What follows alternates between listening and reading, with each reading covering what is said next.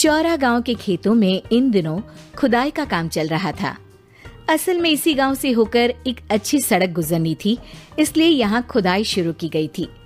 अचानक एक दिन खुदाई करने वाली मशीन से कुछ टकराता है। बाद में जब खोजबीन की जाती है तो वहां से 2 कंकाल मिलते हैं। पुलिस गांव के लोगों से पूछताछ शुरू करती है।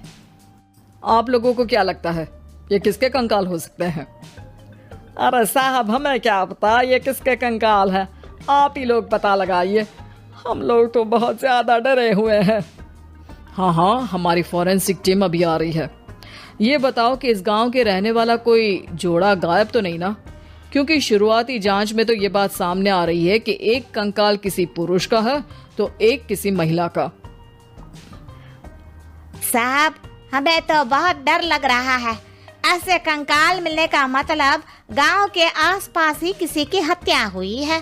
साहब, हम अपने परिवार को लेकर बहुत ही ज्यादा परेशान हैं।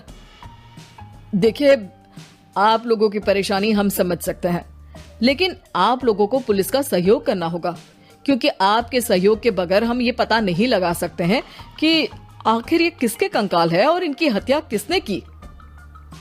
ठीक है साहब, गांव के लोग आपका पूरा सहयोग करेंगे। हाँ साहब, पूरा सहयोग करेंगे। तो फिर ठीक है, हम अपनी जांच शुरू कर देते हैं। कुछ दिन बाद जांच रिपोर्ट आ जाती है। पता चलता है कि ये कंकाल करीब 20 साल पुराने हैं, यानी 20 साल पहले किसी जोड़े की हत्या कर शव को यहाँ पर दबा दिया गया था। इंस्पेक्टर राघव, ये बताओ कि 20 साल पहले की मर्डर मिस्ट्री क्या आप सुलझ सकती है? हाँ सर, क्यों नहीं, लेकिन अब सबूत और गवाह काफी मिट गए होंगे।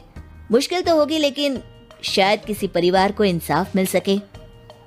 इंस्पेक्टर राघव, आप बिल्कुल सही कह रहे हैं। किसी परिवार को तो इंसाफ मिलेगा ही, और किसी को उसके किए की सजा भी मिलेगी। जी सर, मैंने तो जांच शुरू भी कर दी है। 20 साल पहले इस गांव के 2 जोड़े अचानक कहीं गायब हो गए थे। मैंने दोनों ही परिवारों के बाकी के सदस्यों से बातचीत शुरू की तो उन्होंने बताया कि उनके बच्चे शहर गए थे, लेकिन आज तक वापस नहीं लौटे हैं। लेकिन ये दोनों शव किस परिवार के सदस्यों के हैं, ये कैसे पता चल सकेगा? सर, मैंने डीएनए टेस्ट करवा लिया है। आज शाम तक इसकी रिपोर्ट भी आ जाएगी। अच्छा, ठीक है। उसी शाम को सर, डीएनए रिपोर्ट के मुताबिक ये दोनों ही लाशें चौरा गांव के रहने वाले प्रधान सुल्तान सिंह के बेटे और बहू की है। लेकिन इनकी हत्याएं किसने की है, ये कैसे पता लगेगा? इसी का तो पता लगाने की कोशिश में जुटा हूँ सर। आज सुल्तान सिंह से मिलने भी जा रहा हूँ। मेरा बेटा और बहू तो मेरे लिए सिर्फ यादों में ही रह गए थे, हमें उनकी लाशें तक नहीं मिल सकी थी। आज 20 साल बाद उनके कंकाल मिले हैं, मैं अब किसके लिए जीऊं?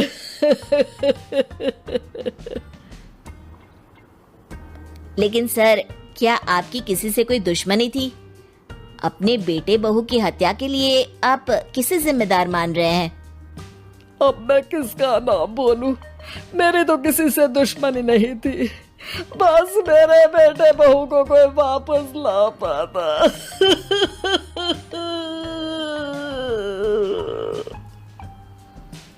इसके बाद सुल्तान सिंह फूट फूट कर रोना शुरू कर देते हैं। सर, अब आप इनका अंतिम संस्कार करवा सकते हैं। कम से कम इनका शरीर ना सही, इनका कंकाल तो आपको मिला है। लेकिन हाँ, अगर आपको कुछ भी याद आए तो जरूर बताइएगा। मेरी तो बेटा अब उम्र हो गई है, लेकिन मेरे बेटे और बहू के हत्यारों का जरूर पता लगाइएगा, क्योंकि जब तक हत्यारे पकड़े नहीं जाएंगे मेरा मन नहीं मानेगा। सर, हमारी पूरी कोशिश रहेगी हत्यारे को पकड़ने की। लेकिन एक बात बताइए, उस वक्त आपको किस पर शक गया था? उस वक्त मेरे एक ड्राइवर को पकड़ा गया था, लेकिन सबूतों के अभाव में उसे छोड़ दिया गया था। अच्छा, और ड्राइवर पर कैसे शक हुआ था? क्योंकि उस दिन ड्राइवर छुट्टी पर था। उस समय लेकिन लाश क्यों नहीं मिल सकी थी? उस वक्त पुलिस ने बहुत कोशिश की थी, लेकिन दोनों की डेड बॉडी नहीं मिल सकी थी। ठीक है, हमारी तफ्तीश चल रही है, मैं फिर आऊंगा। इसके बाद इंस्पेक्टर वहां से चला जाता है और सुल्तान सिंह अपने बेटे और बहू की याद में खो जाते हैं। कुछ दिन बाद सुल्तान सर, एक बात बताइए, जब आपके बेटे बहू की हत्या हुई थी, उसी के आसपास आपके ही गांव का रहने वाला एक और जोड़ा उसी वक्त गायब हो गया था ना? हाँ सर, अलका और अभिषेक, वो भी मेरे बच्चों जैसे ही थे। तो फिर वो कहाँ है? उनका भी आज तक पता नहीं चल सका, लेकिन बताते हैं कि कुछ साल पहले अभिषेक को गांव के ही किसी आदमी ने मुंबई में देखा था, लेकिन फिर वो गायब हो गया। यानी अभिषेक और अलका की हत्या नहीं हुई थी, बल्कि उन्होंने किसी वजह से खुद ही गांव छोड़ दिया था। हाँ, हो सकता है, क्योंकि अभिषेक मेरे बेटे संतोष का अच्छा दोस्त था और उसका मेरे घर भी आना जाना लगा रहता था। हो सकता है कि उसने मेरे बेटे और बहू के बारे में सुन लिया हो और ये गांव छोड़ दिया हो सकता है। उनके परिवार का कोई अब नहीं रहता क्या इस गांव में? अब तो कोई नहीं रहता। एक चाचा थे, लेकिन उन्होंने भी अपना पुश्तैनी मकान बेच दिया है। वो भी अब कहीं शहर में ही बस गए हैं। ओह, अभिषेक और अलका के बारे में भी पता लगाना होगा। हो सकता है कि वही इस हत्या के बारे में कुछ बता सके। हो तो सकता है, लेकिन वो बेचारे तो खुद ही वक्त के मारे थे, वो क्या बताएंगे। फिर भी सर, जब केस दोबारा खुला है तो जांच तो करनी ही पड़ेगी, और इस बार तो लाशें भी बरामद हुई है। कुछ दिन तक लगातार तफ्तीश चलती रही। एक दिन थाने से सुल्तान सिंह को फोन आता है। हाँ, कौन बोल रहा है? सर, मैं कांस्टेबल तुलाराम बोल रहा हूँ थाने से। आपको थाने आना पड़ेगा। थाने? लेकिन क्यों? सर, किसी की पहचान करवानी है।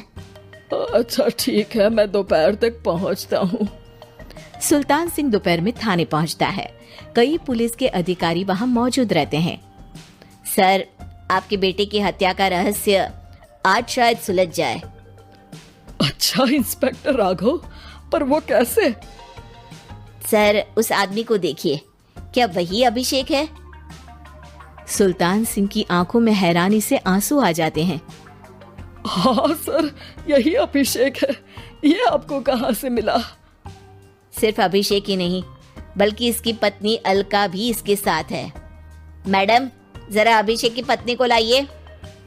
जैसे ही अलका को पेश किया जाता है, सुल्तान सिंह जमीन पर गिर जाते हैं। सुल्तान सर, क्या हुआ आपको? आप अलका को देखकर गिर क्यों गए?